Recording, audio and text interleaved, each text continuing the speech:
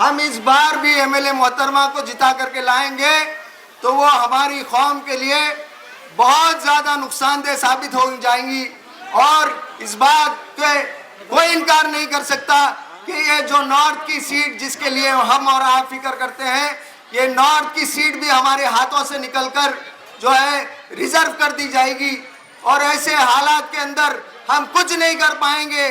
तो दोस्तों, ये इरादा कर लो, ये ठान लो कि ऐसे नाअहल लीडर को हम उखाड़ फेंकेंगे और जो लोग हमारे लिए खैरखा साबित हुए हैं, जो हमारी कौम के लिए बेहतर साबित हुए हैं, हम उनको जिता करके लाएंगे। चंद लोग हैं, चंद कारोबारी लोग हैं जो ये खौफ के साथ कि अगरचे हम कांग्रेस का काम नहीं करेंगे तो मल्लिकार्जुन खड़गे जैसे बड़े लीडरान जो है हमारे कारोबार को नुकसान पहुंचाएंगे, इस डर के साथ वो जो है हमारे जो चंद कारोबारी तबके के लोगों को वर्गलाते हुए ये बताना चाहते हैं कि देखो सीट बचाना जरूरी है। ये दरअसल एक धोखा दे रहे हैं, कौम के साथ इतना बड़ा धोखा कर रहे हैं। अपने जाती कारोबारों को बचाने के लिए वो पूरी कौम को परेशानी में झोंक देना चाहते हैं और मायूसी में झोंक देना चाहते हैं। तो इस मायूसी में झोंकने से अगर बचना है और अपने आप को इस परेशानियों से निकालना है तो इस बात को तय कर लें कि कांग्रेस को जो ना सिर्फ हमारी कौम के लिए नुकसानदेह साबित हुई है, हमने पिछले कई सालों से कांग्रेस के बारे में जाना कि कांग्रेस ही वो सरकार है जिसके दौर में बाबरी मस्जिद जैसे वाक़यात पेश आए, जिसके अंदर बाबरी मस्जिद को शहीद किया गया। ये कांग्रेस की हुकूमत थी जिसके अंदर जो है बाबरी मस्जिद वाला मामला पेश आया। दोस्तों, आप इस बात को शायद जानते होंगे कि एनआरसी सीएए का भी जो बिल पेश किया गया था वो दरअसल कांग्रेस ने पहले पेश किया था, जिसको बाद में बीजेपी सरकार ने उसको इम्प्लीमेंट किया, उसको जारी किया।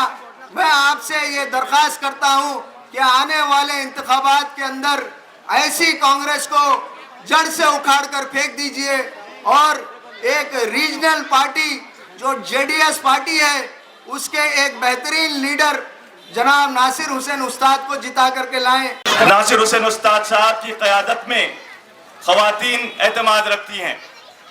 हमने चंद दिनों में जो इंतखाबी मामला देखे हैं उसके लिए हमारा आगाज गुज़िश्ता 3 महीने पहले शुरू हो चुका था।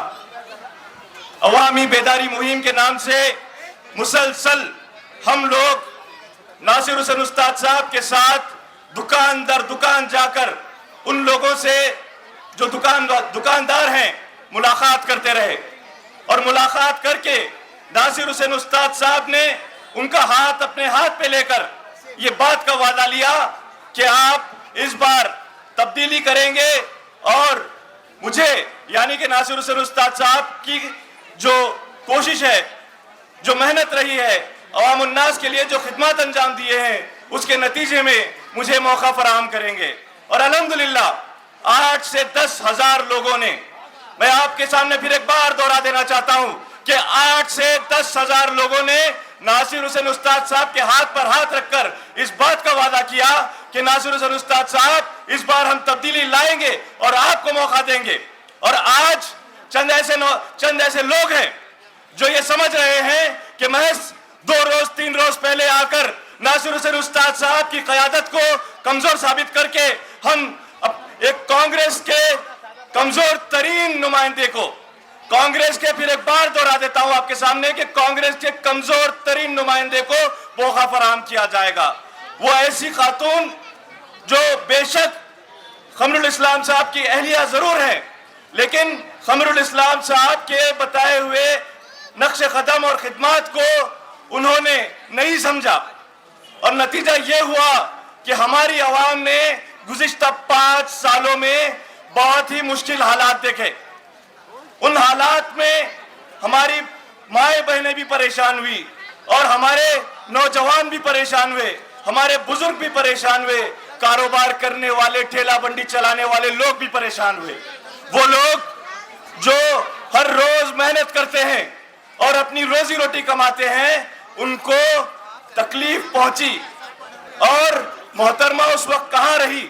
मोहतरमा उस वक्त या तो गुलबर्गा में मौजूद नहीं, या फिर बेंगलोर में बैठकर वो पुलिस वालों को ये बता रही थी, या उनके घर वाले बता रहे थे कि ठेला बंडी कारोबार वालों को जो नासिर हुसैन उस्ताद साहब ने इजाजत ली है कि पुलिस डिपार्टमेंट से बात करके उनको मनवा कर उनको इस बात का एहसास दिला के कि ये रोजमर्रा के कारोबार करने वाले लोग हैं और उन्हें कारोबार करने से अगर बाजार में महरूम कर दिया जाएगा तो वो लोग कारोबार करेंगे कहां। इस बात का इंकिशाफ करके, इस बात की मालूमात देकर उनको बिठाने का मुतालबा करके उनको बिठाने के लिए इजाजत ली गई। और जब इजाजत मिल गई और मोहतरमा के घर वालों को यह बात मालूम पड़ी तो वो लोगों की तरफ से कॉल आता है, पुलिस डिपार्टमेंट को कॉल आता है कि 2 से 3 रोज मोहतरमा कनीज फातिमा साहिबा गुलबर्गा वापस आएंगी, तब आप उनको बिठाएं। और इस दौरान चंदू पाटिल जो बीजेपी का उम्मीदवार है, वो सरगोशी करता है, साजिश करता है और अपने चाहने वालों को, अपने लोगों को बिठाने की नाकाम कोशिश करता है। और वहीं नासिर हुसैन उस्ताद साहब को दोबारा क़यादत करते हुए, पूरे ठेला बंडी के कारोबार वालों की क़यादत करते हुए, पुलिस कमिश्नर से जो इजाजत ली गई थी उसको बलाए ताक़त रखकर कॉरपोरेशन की जानिब से जो रोका गया था उसके खिलाफ में धरना प्रदर्शन करना पड़ता है और एहतजाज करते हैं और फौरी तौर पर वो ठेला बंडी कारोबार करने वालों को बिठा देते हैं। ये हालात हैं। चंद रोज पहले कॉरपोरेशन के कॉम्प्लेक्स में एक मीटिंग तलब की जाती है, बिना इजाजत तलब की गई है। मीटिंग में वो लोग जो कांग्रेसी हैं वो ये बात समझ नहीं पाए कि 2 साल तक जिन लोगों को आपने तकलीफ दी, जिन लोगों को आपने परेशान किया, आज उनके पास जा रहे हैं और उनसे वोट की मांग कर रहे हैं। आप समझते हैं, कांग्रेस वालों, समझते हो कि वो लोग जो तुम्हारी वजह से तकलीफ में रहे, परेशानी में रहे और कारोबार करने के लिए उनको दुश्वारियां पैदा की गई, वो तुम्हारे साथ देंगे? तो ये मुमकिन नहीं है।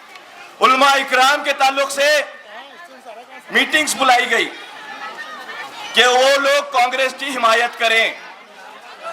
और मेरे उलमा इकराम, मैं आपसे पूछना चाहता हूं कि जब आपके साथी मस्जिद आयशा के इमाम साहब को कोविड के हालात में जब उनको पुलिस डिपार्टमेंट से बर्बरियत का सामना करना पड़ा, जिसकी हिमायत आज आप कर रहे हैं ना मोहतरमा कनीज फातिमा साहिबा की, उन्होंने उसके ताल्लुक से किया क्या था? उन्होंने उसके ताल्लुक से क्या काम किया था? क्या पुलिस डिपार्टमेंट के जो लोग जो बर्बरियत किए थे उनको आपने सस्पेंड करवाया या फिर उनको डिसमिस करवाया या फिर खामोश अपने घर में बैठे रहे? क्या वक्त की जरूरत है? अब जब से आपने 5 साल हुकूमत देखी है उसके हिसाब से वक्त की जरूरत है। एक हमें मर्द मुजाहिद को जिताना है, लिहाजा आप लोगों से परखुलूस अपील करता हूं कि आप अपने कीमती वोटों का इस्तेमाल नासिर हुसैन उस्ताद के हक में इस्तेमाल कर कर नासिर हुसैन उस्ताद को असेंबली के अंदर भेजकर हमारे हुकूक की हिफाजत फरमाए। गुलबर्गा शहर ये सियासी तौर पर बहुत ही बड़ी तारीख रखता है। आज उसी ज़िमन में इलेक्शन कैंपेन, तकारीर, मुसलसिल तौर पर यह हमारा मिजाज रहा है। और आज पब्लिक मीटिंग का आखिरी दिन, यहाँ पर हजारों के तादाद में लोग इस प्रोग्राम में खूनी अलावा इलेक्शन कैंपेन का आखिरी प्रोग्राम मैंने अपनी नॉमिनेशन रैली ख्वाजा बंदे नवाज गैसुद्दौला रहमतुल्लाह अलैह की दरगाह में जियारत करके अपनी नॉमिनेशन फाइल की। आज पब्लिक मीटिंग का आखिरी दिन मेरी ये ख्वाहिश है कि आज ये पब्लिक मीटिंग नहीं बल्कि एक रैली के शक्ल में यहाँ पर जितने नौजवान हमारी पर्दानशी माएँ और बहनें मौजूद हैं वो तमाम लोग मेरे साथ यहाँ से निकलकर मेरे इलेक्शन का आखिरी प्रोग्राम दयाने बंदा नवाज रहमतुल्लाह अलैह पे खत्म होगा। मैं चाहता हूं कि मेरी कोशिशें, मेरी मेहनत ये मेरी इंफरादी नहीं है। मुसलसिल 3.5 महीने से जायद मेरे साथ बड़े बड़े मुझसे बहुत ज्यादा उम्र दराज लोग सैयद नैयर खुर्शीद साहब यहाँ पर मौजूद हैं। उनकी तबीयत नासाज रहने के बावजूद हर रोज मेरे साथ 4 घंटे 5 घंटे घूम रहे थे। उलमाए कराम मेरे साथ, मौलाना अब्दुल वकार अशरफी साहब, वो कभी रोड पर उतर कर कैंपेन नहीं किए हैं, तकारीर करते हैं। रईसुल खुतबा जिनका नाम कर्नाटका भर में मशहूर है, ऐसी शख्सियत एक छोटे बच्चे की मानिंद हमारे साथ दर दर भटक रहे हैं। और अल्हम्दुलिल्लाह अवामी बेदारी के अंदर मैंने हर दुकान, हर गरीब के दुकान पर कारोबारी के दर तक जाकर के उससे इजाजत ली। मैंने उसे कहा कि इस माहौल में क्या आप ये समझते हैं कि मैं आपका उम्मीदवार बनना चाहिए कि नहीं बनना चाहिए? ये गुलबर्गा के तमाम दुकानदारों ने मुझे वायदा किया, मुझे साथ देने का वायदा किया। उसी वायदे की बुनियाद पर, उसी वायदे की हिम्मत पर मैं इलेक्शन में खड़ा हुआ। मेरे साथ बहुत से तंजीमें जुड़ गई, बहुत से पढ़े लिखे नौजवान। आप देख रहे हैं कि स्टूडेंट्स, इंजीनियरिंग ग्रेजुएट्स, डॉक्टर्स खुद से आकर के मेरे साथ जुड़ रहे हैं और वो खुद अपने आप को नासिर हुसैन उस्ताद समझ के काम कर रहे हैं।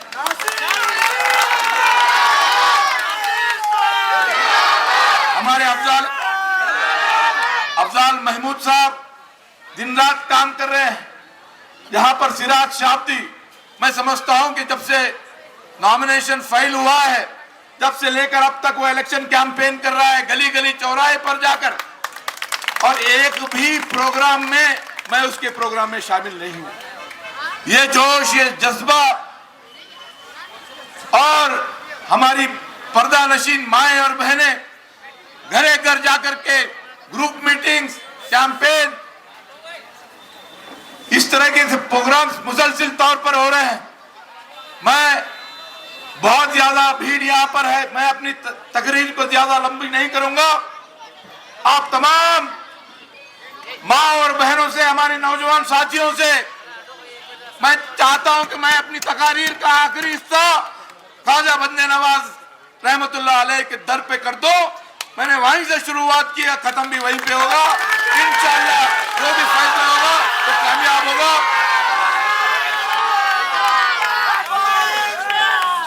आप तमाम लोग मेरे साथ साथ चलेंगे दरगाह तक? आप तमाम लोग तैयार हैं मेरे साथ चलने के लिए? अल्हम्दुलिल्लाह, शुरू करेंगे। और तमाम जनता दल के लीडरान, मेरे मोहसिन दोस्तों, मेरी माँ और बहनों, अस्सलाम वालेकुम। मैं एक चीज याद दिलाना चाहता हूँ, हिंदुस्तान की तारीख में all India personal law board क्यों खत्म किया गया था? क्यों खत्म किया था? तारीख उठा कर देखिए।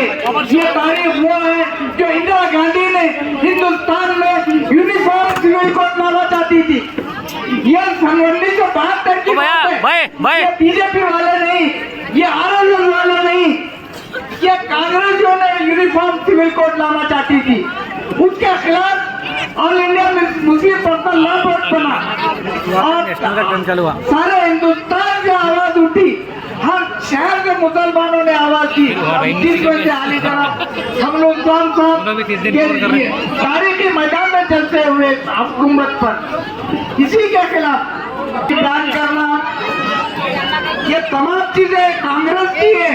कांग्रेस ने शुरू से मुसलमानों के मुखालिफ रही है और आपकी तिला और आज हमें उम्मीद है कि इंशाअल्लाह 10 तारीख को नासिर हुसैन उस्ताद की कामयाबी यकीनी है।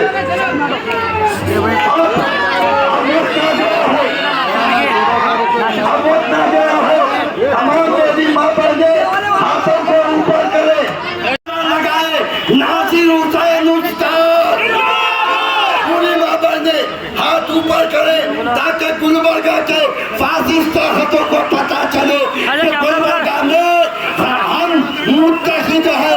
नासिर हुसैन उस्ताद मोहर लगेगी, मोहर लगेगी, पंखे लगेगी, पक्के लगेगी। इंशाअल्लाह फजर की नमाज के बाद मेरी माँ बहनें पहला काम करेंगी, 3 नंबर के बटन पर नासिर हुसैन उस्ताद के निशान, ये भागे वाली औरत को दबाकर भारी अक्सरियत के साथ नासिर साहब को कामयाब करेंगे इंशाअल्लाह।